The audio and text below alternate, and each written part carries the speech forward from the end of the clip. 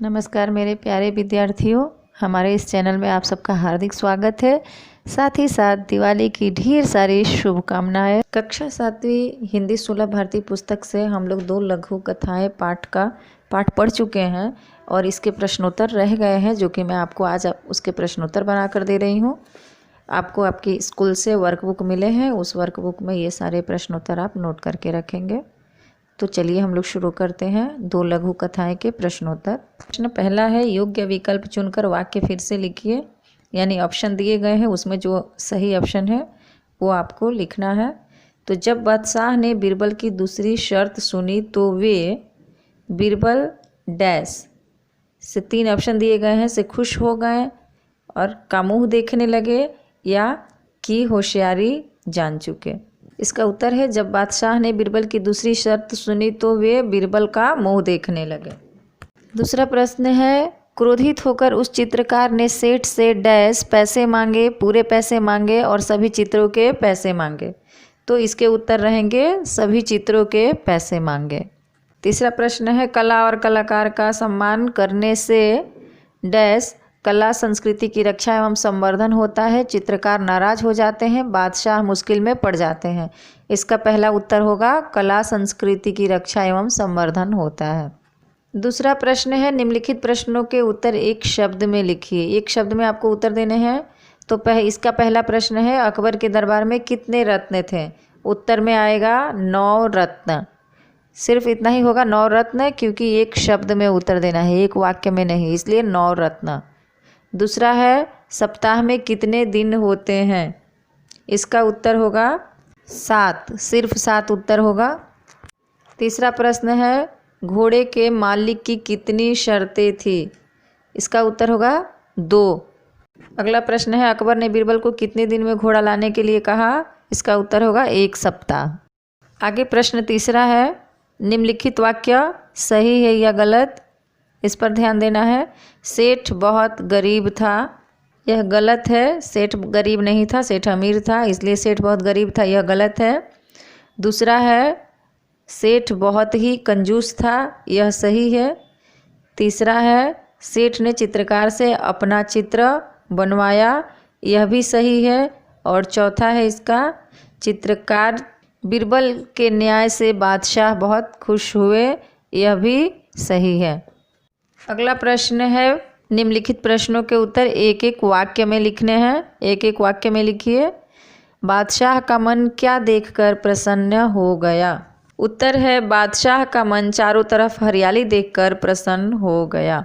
अगला प्रश्न है, बादशाह और बीरबल दोनों कौन सी बात अच्छी तरह से जानते थे? इसका उत्तर है, बादशाह और बीरबल दोनों यह बात अच्छी तरह से जानते थे कि संसार में कहीं भी हरे रंग का घोड़ा नहीं होता। अगला प्रश्न है, 1 सप्ताह तक बीरबल क्या करते रहे? इसका उत्तर है, 1 सप्ताह तक बीरबल इधर उधर घूमते रहे। चौथा प्रश्न है, बादशाह मन ही मन क्यों प्रसन्न थे? इसका उत्तर है, बादशाह मन ही मन प्रसन्न थे क्योंकि बीरबल ने अपनी चतुराई से उन्हें फिर मात दे दी यानी हरा दी। प्रश्न 5वां है, दूसरी शर्त क्या थी? इसका उत्तर है, दूसरी शर्त यह थी कि सप्ताह के 7 दिनों के अलावा अकबर किसी दूसरे दिन घोड़ा देख सकते थे। नेक्स्ट है, कोष्ठक में से उचित शब्द चुनकर रिक्त स्थानों की पूर्ति करनी है। बेचारा अपने घर लौट आया, यहाँ पर आएगा चित्रकार। दूसरा, चित्रकार की पत्नी बहुत डैश थी, इसका उत्तर होगा बुद्धिमान। तीसरा है, बादशाह अकबर बहुत डैश है, इसका उत्तर होगा दयालु है। चौथा है, 3 दिन बाद चित्रकार डैश में आया, दरबार में आया, इसका उत्तर होगा दरबार। 5वां प्रश्न है, बीरबल के डैश से बादशाह अकबर बहुत खुश हुए, यहाँ पर इसका उत्तर होगा न्याय। बीरबल के न्याय से बादशाह अकबर बहुत खुश हुए। अगला प्रश्न है आपका, निम्नलिखित प्रश्नों के उत्तर 2-3 वाक्यों में लिखिए। प्रश्न पहला है, जब चित्रकार ने पैसे मांगे तो सेठ ने क्या कहा? इसका उत्तर होगा, जब चित्रकार ने पैसे मांगे तो सेठ ने कह दिया, चित्र ठीक नहीं है, दोबारा बनाकर लाओ। अगला प्रश्न है, कौन सा देश विश्व में विख्यात होता है? इसका उत्तर है, कला में निपुण कलाकारों की इज्जत जहाँ होती है वह देश विश्व में विख्यात होता है। प्रश्न है, बीरबल ने चित्रकार से क्या कहा? इसका उत्तर है, बीरबल ने चित्रकार से कहा कि तुम्हारे चित्रों में सचमुच बहुत कमियां हैं। 3 दिन बाद इस सेठ का हूबहू चित्र बनाकर दरबार में ले आना, तुम्हें पैसे मिल जाएंगे। अगला आपका प्रश्न है, 7वां, निम्नलिखित प्रश्नों के उत्तर संक्षेप में लिखिए। प्रश्न पहला, चित्रकार की परेशानी का कारण बताइए। चित्रकार ने कई बार चित्र बनाए, लेकिन वह कंजूस सेठ हर बार यह कह देता कि चित्र ठीक नहीं है। वह उसे पैसे नहीं दे रहा था, इसलिए चित्रकार बेहद परेशान था। इसका दूसरा प्रश्न है, हरे घोड़े के संदर्भ में बीरबल की चतुराई का वर्णन कीजिए। इसका उत्तर है, बादशाह और बीरबल दोनों यह बात अच्छी तरह जानते थे कि संसार में हरा घोड़ा नहीं होता। फिर भी बीरबल ने घोड़े के मालिक की 2 शर्तें बताकर बादशाह को निरुत्तर कर दिया। न तो बादशाह दूसरी शर्त पूरी कर सकेंगे और न ही उन्हें हरा घोड़ा देखने को मिलेगा। इस प्रकार बीरबल ने अपनी चतुराई का परिचय दिया। अगला प्रश्न है, घोड़े के मालिक की शर्तें लिखिए। उत्तर है, घोड़े के मालिक की 2 शर्तें थी। पहली शर्त यह थी कि बादशाह को घोड़ा लेने स्वयं ही जाना पड़ेगा। दूसरी शर्त यह थी कि जब घोड़े का रंग दूसरे घोड़े से अलग है तो उसे देखने का दिन भी अलग ही होना चाहिए, यानी सप्ताह के 7 दिनों के अलावा किसी भी दिन बादशाह घोड़ा देख सकते थे। अब हम लोग व्याकरण की तरफ आ जाएंगे। निम्नलिखित शब्दों के विलोम शब्द लिखने हैं। विलोम यानी अपोजिट शब्द लिखने हैं। यहाँ पर है प्रसिद्ध, प्रसिद्ध का अपोजिट आप लिखोगे अप्रसिद्ध।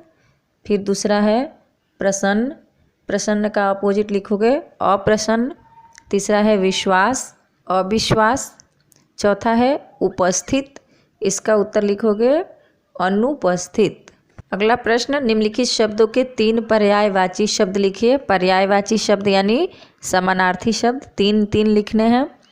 प्रसिद्ध एक शब्द दिया गया है और इसके आपको 3 समानार्थी शब्द लिखने हैं। तो पहला होगा विख्यात, दूसरा प्रख्यात और तीसरा होगा मशहूर। दूसरे नंबर पे है घोड़ा। घोड़ा का 3 पर्यायवाची लिखना है आपको, अश्व, हय और तुरंग। तीसरा है चतुराई। चतुराई का भी 3 लिखना है आपको। तो पहला लिख लीजिए कुशलता, योग्यता और होशियारी। चौथा है पत्नी। पत्नी का 3 लिखना है। पहला होगा भार्या, अर्धांगिनी और दारा भी कहते हैं पत्नी को, दारा। तो यह 3 हम लोग इसमें लिखेंगे। अगला प्रश्न आपका है कि कोष्ठक में से उचित क्रिया विशेषण शब्द चुनकर रिक्त स्थानों की पूर्ति कीजिए। तो बच्चों हम लोग क्रिया विशेषण क्या है अपने व्याकरण पुस्तक में पढ़ चुके हैं क्रिया पाठ में। ये हम ध्यान देंगे कि यहाँ पर क्या क्रिया विशेषण चुनकर हमें लिखना है। तो पहला है बाहर हवा बहुत डैश चल रही है। यहाँ पर हमें उसका सही उत्तर भरना है कि बाहर बहुत हवा चल रही है तो तेज लिखना है, तेज हवा चल रही है।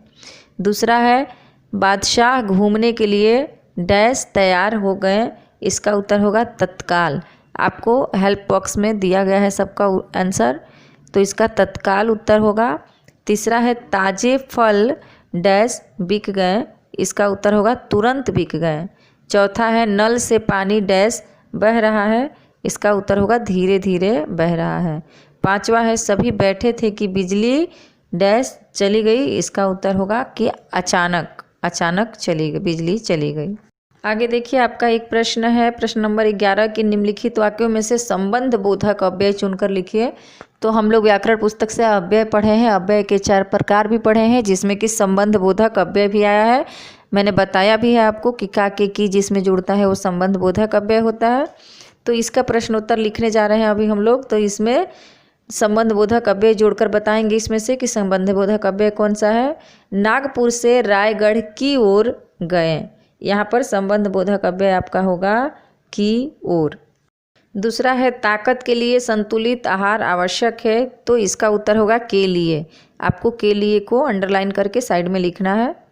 अगला है जन्म के बाद एक मामी जी ने मुझे गोद ले लिया, तो के बाद, इसका उत्तर होगा के बाद। चौथा प्रश्न है जलाशय चांदी की भांति चमकता रहा था। यहाँ पर आपको लिखना है चांदी की भांति आपको लिखना है आंसर। अगला प्रश्न है शौनक बड़ी बहन के साथ विद्यालय जाने की तैयारी में लग गया, तो यहाँ पर जाने की तैयारी में लिखना है और के साथ भी होगा इसका, की तैयारी और के साथ भी इसका उत्तर होगा, दोनों हो सकता है। छठा है मुकेश की ओर कोई देख रहा था, इसका उत्तर होगा की ओर, मुकेश की ओर। सातवां है अपनी माँ के लिए मैंने साड़ी खरीदी, तो के लिए इसका उत्तर होगा। आठवां है चित्रकार ने सेठ के सामने दर्पण रखा, इसका उत्तर होगा के सामने। आगे निम्नलिखित मुहावरों का अर्थ लिखकर वाक्यों में प्रयोग करना है। तो मुहावरा है मात देना, अब इसका अर्थ भी लिखना है हमें और वाक्य में प्रयोग भी करना है। यहाँ पर देखिए,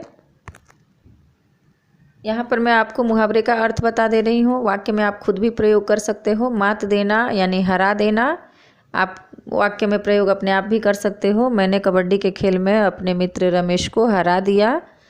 दूसरा है मुंह लटकाना यानी उदास हो जाना, रमेश अच्छे अंक न आने की वजह से अपना मुंह लटकाया बैठा है। आप इस तरह से वाक्य बना सकते हो। इस प्रकार आपका 2 लघु कथाएं पाठ से जो प्रश्नोत्तर था वह पूर्ण हुआ।